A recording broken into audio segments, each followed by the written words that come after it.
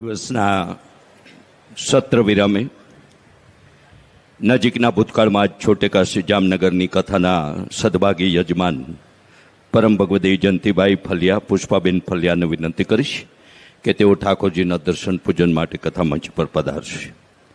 પૂજ્ય જયાબા ઠાકરને પણ વિનંતી કરું કે પૂજ્ય બા પણ કથા મંચ પર પધારશે. ચક પરિવાર બાનું પૂજન ભાવ સંપન્ન કરશે તેવી વિનંતી છે. પૂજ્ય જયાબા ઠાકર આરતીમાં પણ જોડાઈ અને ચક પરિવાર પૂજ્ય દાદાના માતુશ્રી જયાબા ઠાકર પણ કથામંચ પર પધારી ચક પરિવારનો પૂજન ભાવ સ્વીકારશે અને આરતીમાં સામેલ થશે. આજે રાત્રિના 9 કલાકે રામધૂન અને રામ નામ કે હીરે મોતી કલાકાર અશોકભાઈ ભાયાણીના કાર્યક્રમમાં પણ સૌને જોડાવા વિનંતી છે. આરતી સંપન્ન થયે પધારેલા સૌ ભક્ત ભાઈ બહેનો મહાપ્રસાદ ગ્રહણ કરીને જ જશે.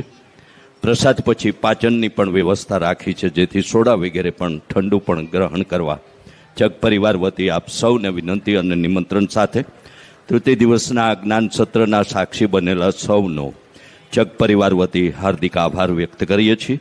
કથામંચ પર રમેશભાઈ ચગ, જ્યોતિબેન ચગ, ચિરાગભાઈ ચગ, ચિત્રાબેન ચગ, પરાગભાઈ ચગ અને નિરાલીબેન ચગ આરતી માટે પધારે તેવી વિનંતી છે.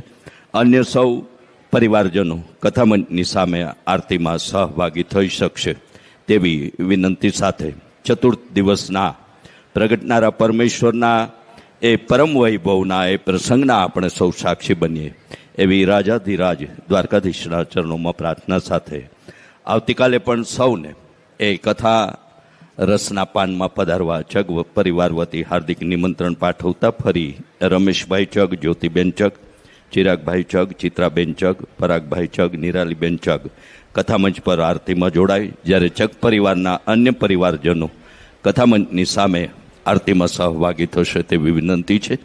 ફરી આપ સૌને યાદી કરી દઉં, આજે રાત્રે 9 કલાકે એટલે કે મહાપ્રસાદ ગ્રહણ કર્યા બાદ રામ નામ કે હીરે મોતી ફેમ અશોક ભાયાણીનો રામધૂનનો પ્રસંગ